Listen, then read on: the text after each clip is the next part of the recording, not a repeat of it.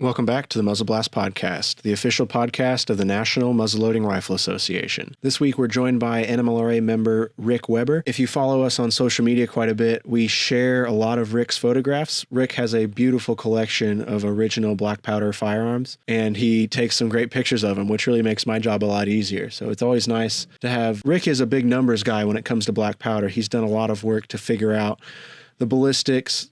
He figures out the loads for each of his black powder guns, and he shares a little bit of insight into that as it relates to, especially right now because it's the season, he relates that a lot to turkey hunting and shares some of his stories of turkey hunting with black powder. As of recording, Indiana is still locked down due to COVID-19, so things are a little slow here for us. We've had to postpone or cancel our events here in April. As always, you can check out nmlra.org/COVID-19 for up-to-date news. If you're listening to this later in 2020 or 2021, hopefully we're out of this and we don't need to worry about it. Yeah, so my name is Rick Weber, and I am from Tennessee, and I actually came to the Friendship for the first time. I think it was in the fall of 1990 or 1991, and I just fell in love with Friendship and everything about it, and what really got me interested was not only the historical part, but the number of people that were shooting older vintage firearms. And I came home and basically decided that I wanted to own one. And so I really sold most of my modern stuff, my Remington 870, my Ithaca Model 37, my Remington 700 ADL 30-06 I got when I was young. And at this time I was probably 25, 26. And so I didn't have a lot, but I sold what I could. And so I could buy an old original, and basically own an original gun. And that's kind of been ever since then, been a lifelong journey of learning and in history and just, I guess learning is a good word because you're constantly learning, constantly finding out something new that they did in the, early, late 1800s with muzzleloading, which is kind of the period that I've kind of always been around. Probably more percussion than flint, but still, I just enjoy, buying. Actually, the older I get, and now I'm in my 50s, I found the last few years, and I kind of like to find the ones that need some TLC and bringing them back to life. That's awesome. Yeah, and it's there are different ways to do it, and just basically repairing the gun or.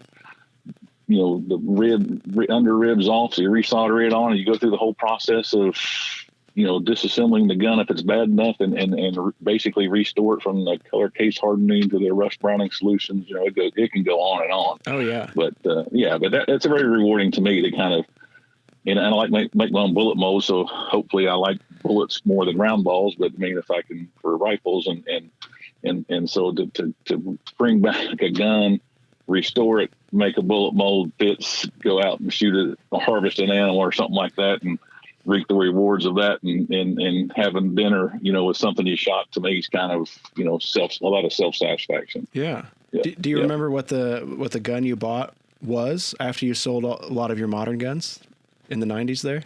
The first one I bought had no name. Oh, really? And it was a hammer gun. But it was a black powder cartridge gun. I paid $90 for it, and the hammers were broken, and the spurs on each hammer was broken, and I still have pictures of when I restored it and recut the checkering and redid the stock, and I actually made hammers from scratch with a bandsaw and a file, and made a set of matched hammers, and actually had. A guy from Friendship, Bill Roberts, actually helped me along the way journey. And actually, I wanted to case color the hammers myself. And so we did. And I remembered we put a sample piece in there. And where I used to work, we cut it in half and you could see on a optical comparator, kind of a microscope, you could see the transition from the case hardening, how deep the case hardening was. Oh, wow. And from what I remembered, it was like 6 thousandths deep. and so that was really my first original gun, even though it was probably late 1800s, it was still a Rush gun. And then after that, my first real depth gun was an Alexander Henry sporting target rifle percussion gun, and so it's just a piece of art, but I shot the thing for years, and the only thing that kept me from shooting it were two things. One is the twist wasn't fat enough to shoot 1,000 yards, that I could never get on, do very well at my matches at 1,000 yards. And then the other thing was it had an elevating cheek piece in the stock, and the cheek piece was leather. And I was always afraid over time that my face would just keep chewing that leather up. So I kind of semi-retired that gun, but it's still an awesome gun to take pictures of. Yeah. So I don't know. That's kind of in a nutshell, kind of what brought me to Friendship. And then I started there and started shooting in the following year, maybe 92, when Tom Schiffer, I think, was just ending his presidency. And I remember him coming up and talking to this Bill Roberts and some of the other guys, older guys, and me, here I am, just young, just listening. And he wanted to start the long range silhouette matches, because they had just started those with the NRA, with the black powder cartridge stuff in the mid to late 80s. And so this would be the early 90s. And so next thing you know, we've got the following year, we're up there with I got by that time, I guess I bought a Parker Hale Volunteer. It's all I could. I guess I had the Parker. That's right. I had a Parker Hale Volunteer before I got my Alexander Henry, because I bought my Alexander Henry, I think, in 94. So I thought I would have bought the Parker Hale in like 92 to shoot up there at Friendship in the silhouette matches, which the 200, 300, 400, 500 silhouettes. Yeah. And at that time they were on chains, and we had no covered firing line, and we just sat out there and shot. Get sunburned.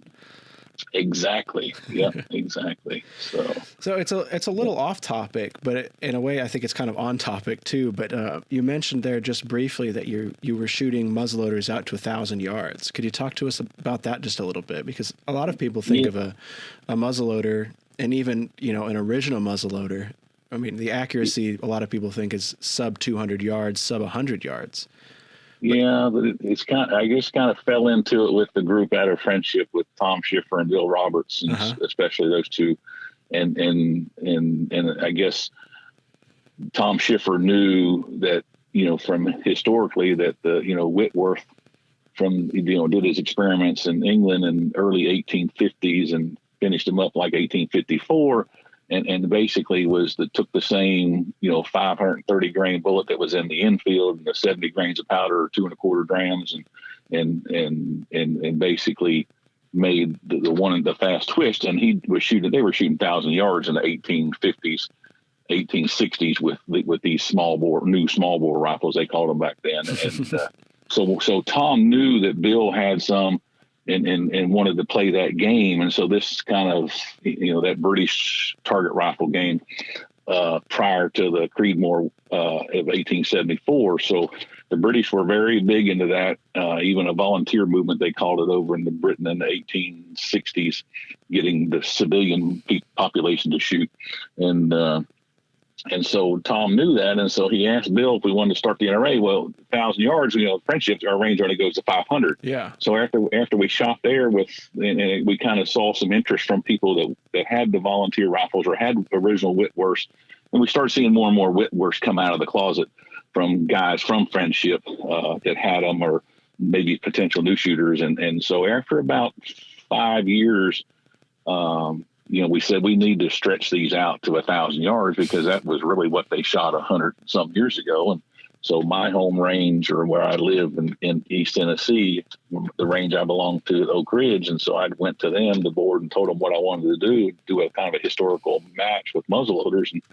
But once they knew kind of trajectory, like the same as, the later on 4570 came out, in the 1860s. And so, once they knew it was kind of that kind of black powder game, they never had a problem with it. And so since, 1998, I guess I've held a muzzleloading match where we're shooting out to 1,000 yards every year. And just the last couple of years, that's transitioned into the Creedmoor 150, which is going to be in 2024, to kind of introduce some cartridge guns to shoot along with the muzzleloaders. And it's been fun. It's the same kind of group of people that everybody, gets along well and likes, and some people will come and that have a lot of expectations and may be disappointed, but it's such a learning. If they want to learn, there's no better experience than learning than going to do it. You can be on the internet all day long if you want to, or months, for years, but until you get down there and do it, it's a different world. But it's fun. It's fun. So so shooting 1,000 yards, really nothing new with a muzzleloader. Yeah. But they're shooting bullets. They're shooting conicals. They're shooting 500 grain conicals, 45 caliber.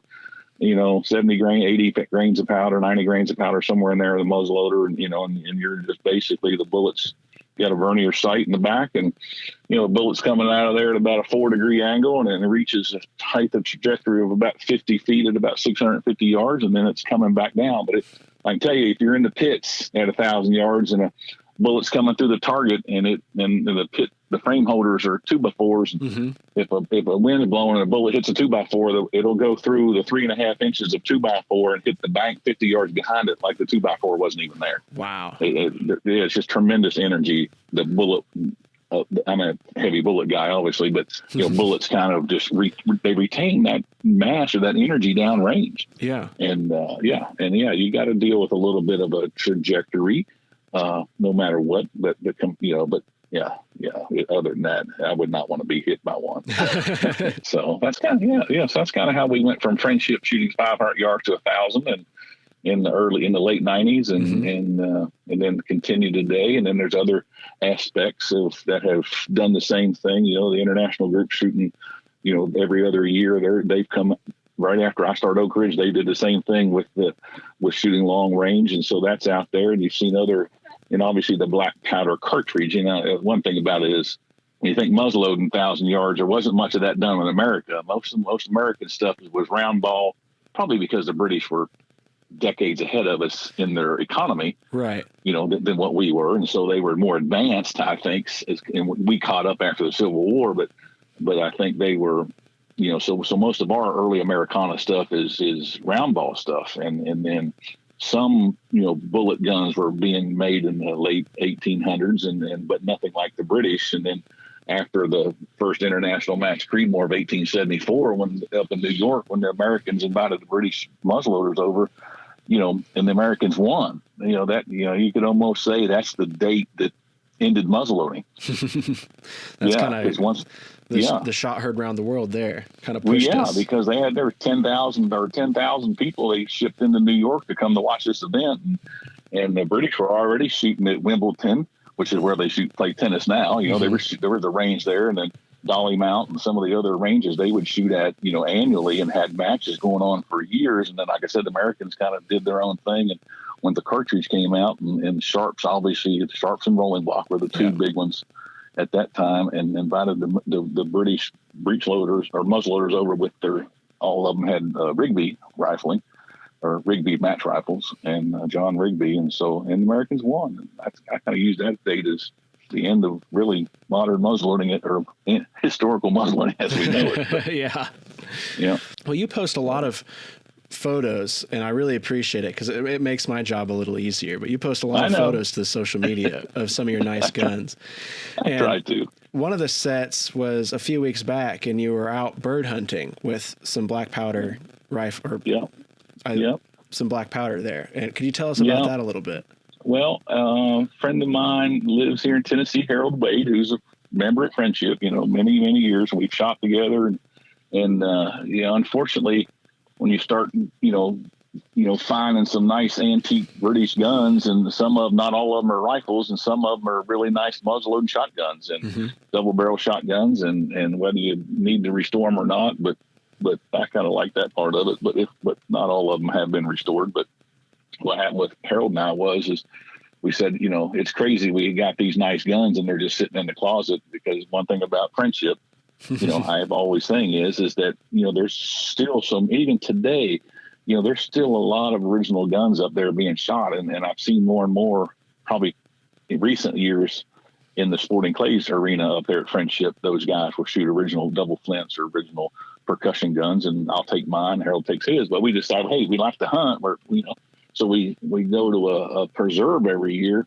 with our original muzzleloaders from the mid 1800s, and And I got a few, and Harold got a few. And we usually just say, "Hey, what are you going to take this year?" And we go spend a day or actually we spend an afternoon usually, and just basically there is no wild quail anymore. So basically we're paying a guy, and he puts out the birds, and we'll spend 3 or 4 hours with his hunting dogs, and they'll go on point, and then we'll flush the birds and shoot the birds, and enjoy an afternoon with some really nice guns. Yeah. How's that compare to modern bird hunting, with a modern shotgun? I haven't shot a modern gun, I don't know how long, but I was thinking of that earlier. I mean, my first turkey I shot when I was 16 was with a modern gun. And then I went, it was not, there were not easy pickings then, many birds to shoot from. I guess I got lucky, but after that I went to college and then didn't really pick up hunting again until after I got out of college. But I've killed a lot, with black powder guns, muzzleloaders, breechloader, doesn't matter. The black powder, is just a propellant. It's putting the shot out there at a certain, feet per second, and you still got the same number 8, number 7.5 shot you might, or number 6, just like in a modern gun. So that part of it hadn't changed. It's just how we load the guns, and that sequence is the only thing different. Yeah. But it'll kill them deader, and dead is dead. Yeah. So, yeah. But the guy that we hunt with just loves it when we come, because he tells us, and we talked about this when we were with him last time, we'll pay for 20 birds or 25 birds, and we almost always get our limit or more, because we like the afternoon hunts in the wintertime, because our hands will get cold in the morning. We've tried that. And if it's in in freezing, the temperatures are 20s, to shoot a muzzleloader, and as much as we're not, back in the day, they may walk around for hours before they took a shot. Well, we're taking a shot every 15 minutes or something. So our hands got cold. So we usually do an afternoon hunt, and it's warmer temperatures. But the guy that we go on just loves it when we come, because we're so successful. And we got talking about that last time, and we think it's really because of the range in which we are shooting the birds with our cylinder bore guns.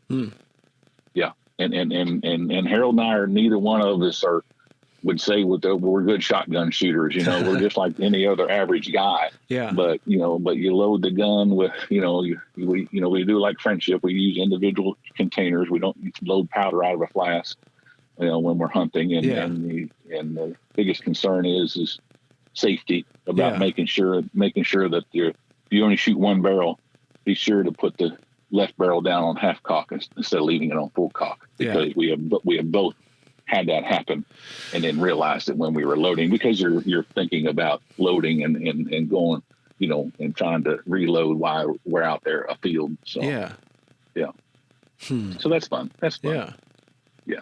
I recommend that. Yeah, that's what I hear. Anybody.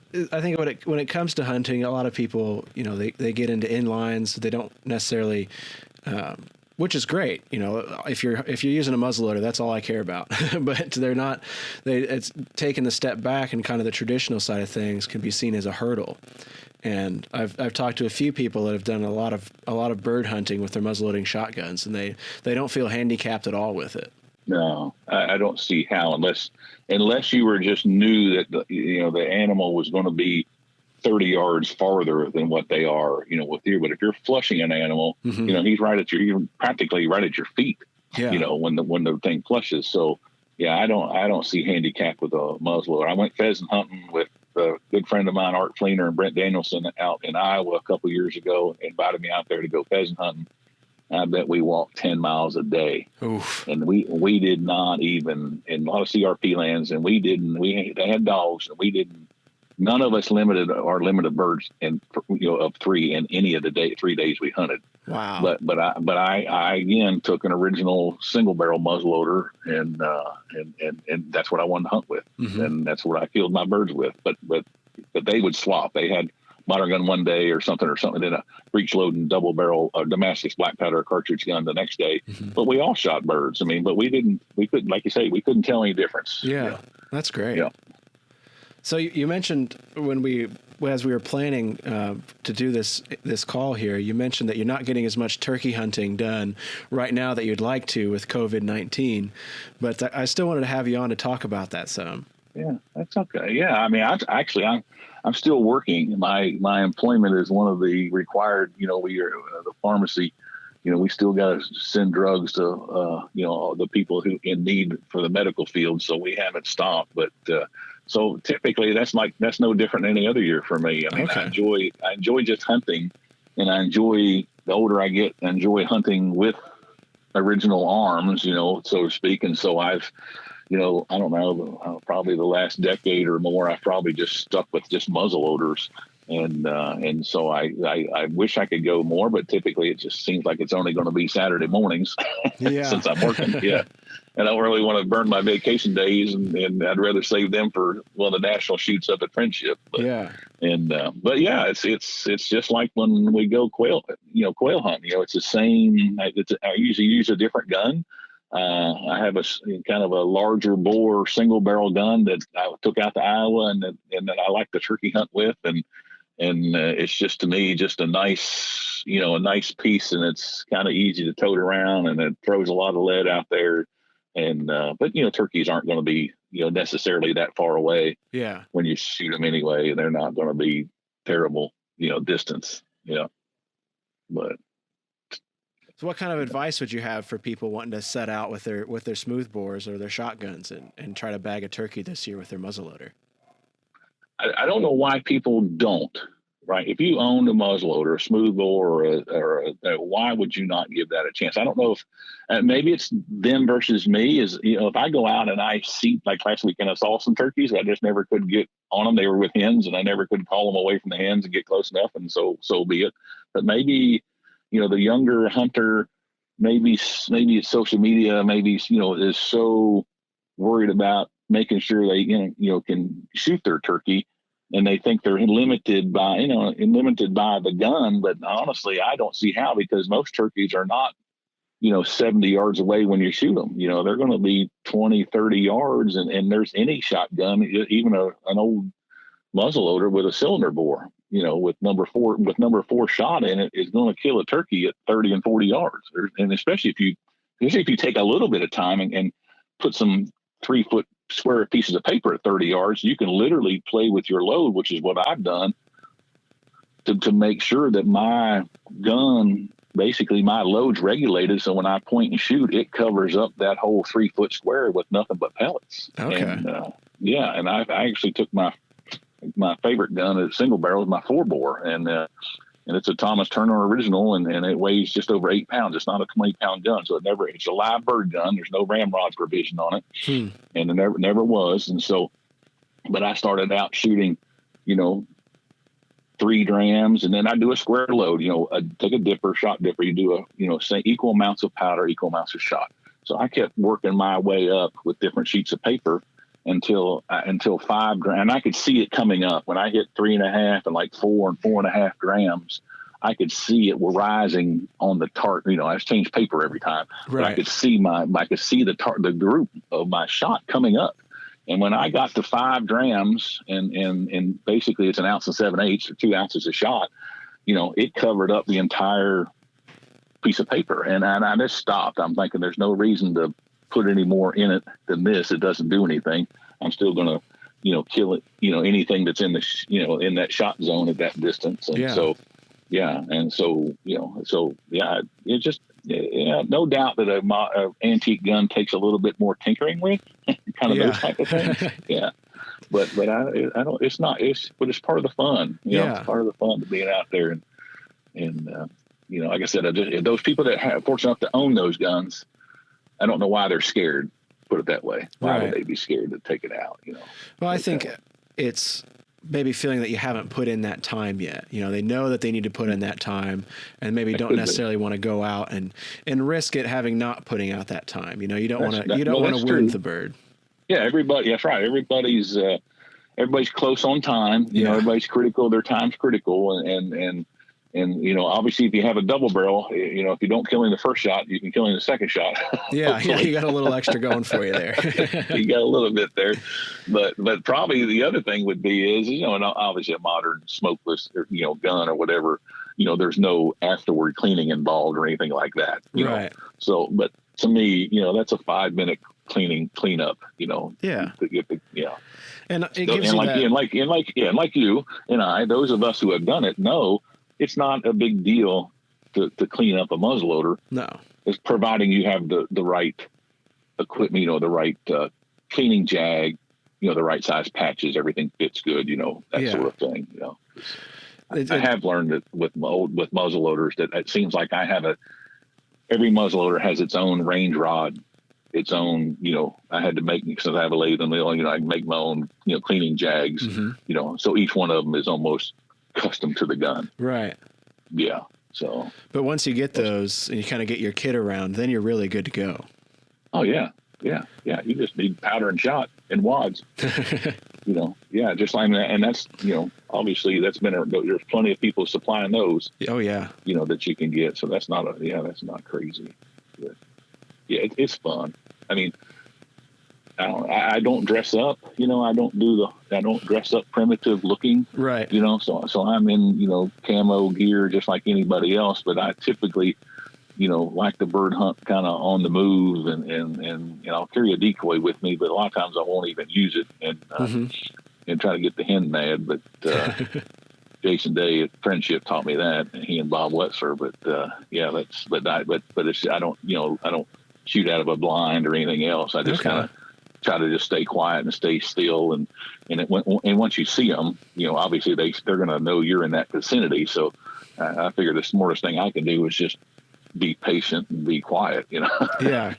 They know I'm there, whether I have a decoy out or not, they know there's something over in that area. They're going to come over and check things out, hopefully. Yeah. And that's, But, do you do much calling or talking to them to bring them in? Yeah, I try to, but I can't say that I'm great at it. I don't think I ever will be. I don't practice enough, but I can, I can cluck and I can yelp and I can kind of, let them know I'm in the area and vicinity. And sometimes I'll get aggressive or something if I don't see them, or especially the hen, and try to get her mad or something like that. And she, that happened to me last year and got her mad, and she came marching down the hill right to me. And right behind her were two giant gobblers that were fighting each other to be in, who was going to be in front 30 yards behind her. And she came walking by me because she didn't see me because I guess I was hidden enough. And they were point blank. I had to literally wait till one separated from the other side to kill both of them with one shot. Oh, wow. Yeah. But I mean, that's just luck. That's just turkey. That's just hunting in general. Sometimes you're going to get easy stuff and sometimes it's not, you don't kill one every time you go, and that's okay. But if you can see them, it keeps you that, what do you call it? That adrenaline, that drive to want to go back and, know they're in the area and maybe have the opportunity to harvest one at another date. Yeah. But, yeah. Like going fishing. I hate going fishing. If I don't catch anything, I don't like fishing. See, I'm the other way around. Yeah. Well, if I see birds or see animals or see wildlife, to me, that's a lot of it's just that. Yeah. Just enjoy the outdoors and enjoy, what Mother Nature and God's provided, and that's what's out there, and enjoy it. And I've never had to, a lot of people these days, I don't like, a lot of people have, what do you call it? Like leases and stuff like that. And luckily, Harold and I do the thing with the quail hunt because there isn't any quail. Yeah. But all my other hunting has always been just by, whether it's church members or whatever, and just word of mouth and just asking people I've worked with in the past. And, I have more property I can hunt than what I have time for, which makes it probably good because then when I asked them, they knew I hadn't been there last year, and they're like, "Oh yeah, you can come out. No one's out there. You're welcome to come out and hunt." And I think that actually probably might help me more than not. Yeah. Yeah, because you talk to an older guy that's in his 60s or 70s, and you're like, "Hey, do you ever let anybody hunt with an old muzzleloader?" And he's like, "An old muzzleloader? What do you mean?" I said, "Well, like one that was made in the 1850s." And they're like, "Son, if you can shoot something with that, you're more than welcome to come." Yeah. They know you're not going to tear anything up.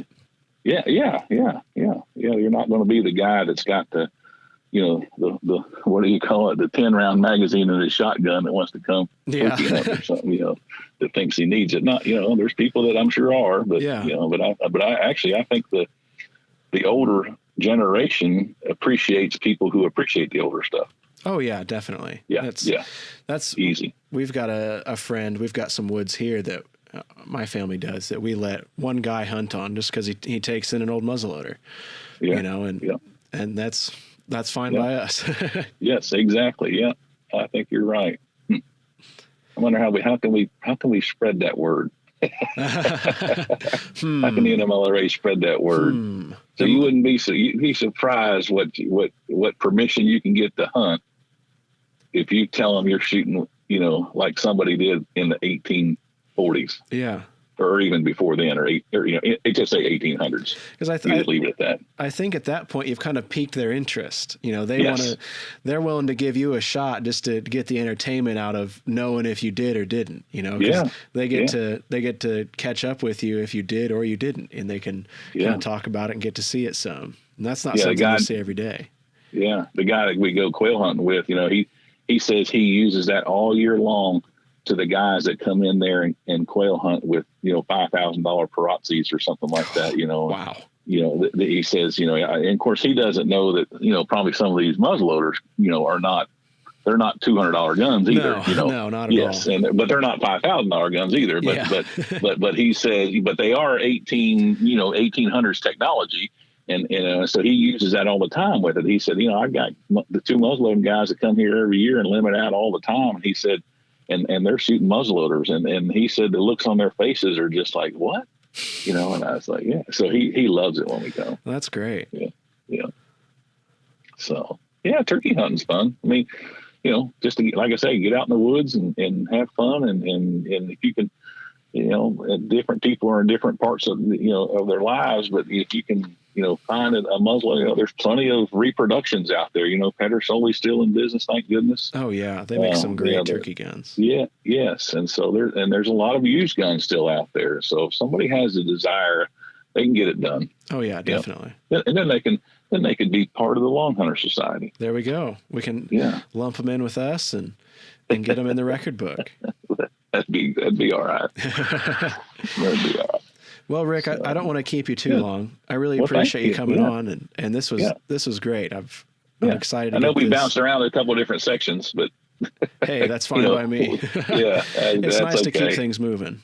You could teach people that basic elementary of that black powder is not really it's an explosive, right? But it's how you use it. Is how people get hurt. Yeah. And if people get hurt not understanding it, and and they think more is better. Yeah.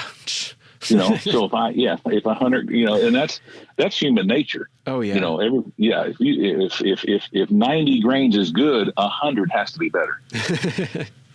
and you and I know different than that. Yeah. When you put it on paper, you'll find out. Yeah. It's which one the gun likes. Yeah. You gotta really tune that in, especially if you're shooting competition. Yeah, exactly. And that's what the guys at Friendship, that's what we all do.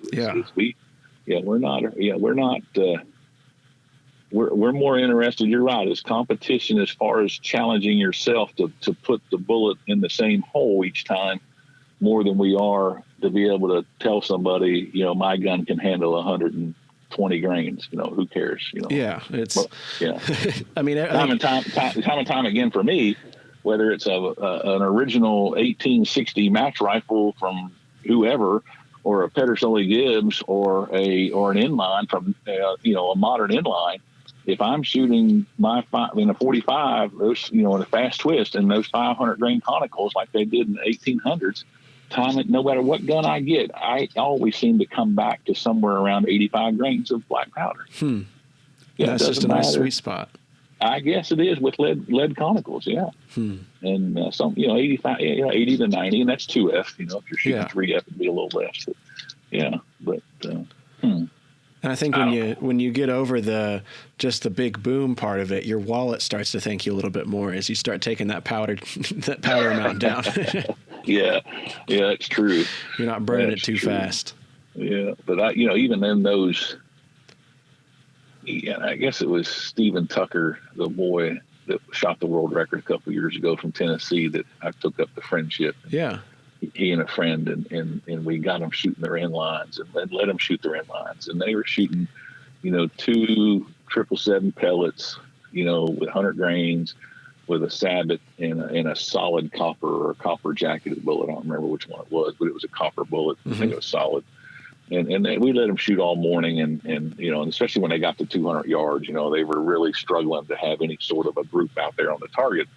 So we went to lunch, and I remember coming back, and I said, all right, here's my lead 50 caliber bullet I made that you're welcome to try, and here's a wad, and here's 85 grains of black 2F. Mm-hmm. And so when and we weren't sure, we knew the impact was going to be different. We had to adjust his scope, but when we spent the afternoon with him and his friend Will, and his first shot with that black powder and that 475 grain conical, he turned to me and looked, and the look on his eyes was like, he said, that recoil was nothing compared to what I was shooting. And I said, a lot of people think that the bullet weight itself is going to knock the crap out of you. And I said, but that's the guys that are used to shooting 100 grains or 120 that everything's max with them. Yeah. But I said, but if you're really worried about, we can fine tune your gun to what maybe it likes or get something close. And so we did. We spent the afternoon with him and tweaked the loads with him a little bit, and basically taught him how to adjust his scope, which is what he really wanted to do, to walk up and go from 50 yards to 100 to 200 on paper, and then go from the 200 meter, 300 meter, 400 meter, 500. The silhouettes on the range. Yeah. And we wrote down the settings, and I remember he was close, and we got our apps out and tried to estimate what the BC of the bullet would be, and we knew his muzzle velocity because we had our chronograph there. And so by the end of the day, I told him, I said, once he hit the 500 meter ran a couple of times and the Mini Creedmoor, I was like, all right. I said, walk it down the hill. Your settings, turn your scope, load, and shoot every one of them. He walked straight down that hill and hit the ram, hit the turkey, hit the pig, and hit the chicken. Chicken's 4 inches at 200 meters, and he just was like astounded. He said, I just cannot believe this with black powder. And I said, it's no different. It's just a propellant, Yeah. And if you know how it works, there's other propellants out there. There's many of them. We have a lot of choices in our country of black powder substitutes, and there's nothing wrong with that. Yeah. And giving people choices. And so, but I said, but you just don't, you do your part on behind the gun, and you let your gun and your load that you develop do the work in the air. Obviously the wind would be the most critical thing that we cannot adjust, and that takes the hardest thing to understand. Is how much a wind blows a bullet. But the trajectory part, there's too much, gravity, gravity's gravity, so when the bullet comes out, it's going to start, kind of dropping. So you're basically just turning the elevation of the scope or your rear sight, like on my 18, Alexander Henry or Rigby of the 1850s and 60s had the vernier sights like sharps, Mm-hmm. You just turning your sights and letting it adjust for the gravity of the bullet drop. And, but that's good to see, from my perspective, to kind of teach somebody that and learn them and let them be excited about shooting a muzzleloader. Yeah. I think at the end of the day, that's kind of what it's all about is sharing that and passing it along. Yeah. I saw something the other day from Arizona where they were proposing the idea of not allowing trail cameras to be used after like July 31st. Oh, really? And I thought, I've never owned a trail camera, never have used a trail camera. And I thought, I don't mind that a bit. Right. But boy, there'd be some people crying because, the guy that's the diehard deer hunter can't wait to share pictures and brag about, the 10-point he got a trail camera picture on that, his hit list. But, all those adjectives they're using these days to identify, this deer and they've got him pattern and everything else. And I kind of think that goes away from fair chase to some extent. Yeah. Yeah, we've always used some trail cameras just to keep an eye on things. We had some beavers move in. We got some pictures of them. Probably not anything wrong with that. Yeah, as long as you're not turning around like I think Arizona is people are using them, and and now you got and I called this out 20 years ago when trail cameras came out and cell phones were out. I told my kids this. I said somebody needs to create a trail camera that'll send a picture of your cell phone when it sees a deer. Yeah, and that's out there. And to me, that is, they know where these deer are when they're, so how hard is it to hunt them? You've got to go out there and hunt, but to me, I find the excitement of not knowing what's out there, and then whatever, God or Mother Nature provides is just icing on the cake if it's a good one. Yeah. In the land that you're allowed to hunt on. And it's not like 20 years ago where camera technology was, expensive and hard to come by. I mean, now you can go out and buy, a whole fleet of trail cameras that'll send back to your phone. You could get a daily schedule for that deer and know where it's going to be when. And that kind of starts to pollute it a little bit. So I guess if you had, if Arizona did, if the guys had trail cameras, they probably could still use them and get away with it. But it's certainly going to curtail the amount of social media that they put out there of what their deer look like. Yeah, they're not going to want to put a record out of cheating. Because if they put it out there in September, hey, it's just knocked off all its velvet. Look at this monster, and then they shoot it in archery 3 weeks later. Yeah. Then they could say, well, wait a minute, you got trail cameras of this thing. You're using this thing to hunt with, and they'd be rightfully so with. We'd like to thank you for listening.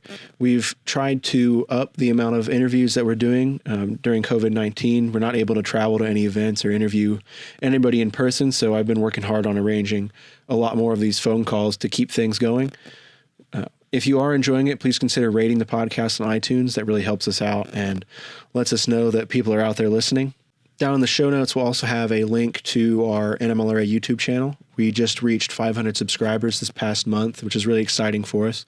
So be sure to check that out if you want to see more muzzleloading, living history, and traditional craft content, but in video form. We've just launched our Craftsman Corner series, where we're bringing in traditional craftsmen from all over the country to write different tutorials on making small accoutrement items. And during COVID-19, I'll be making each of the items that are featured in the tutorials as kind of a video walkthrough. But once we're allowed to travel around and visit with people again, we're going to be getting into craftspeople's shops and showing you how they make the different items that we're talking about. So be sure to check out that series on the NMLRA YouTube.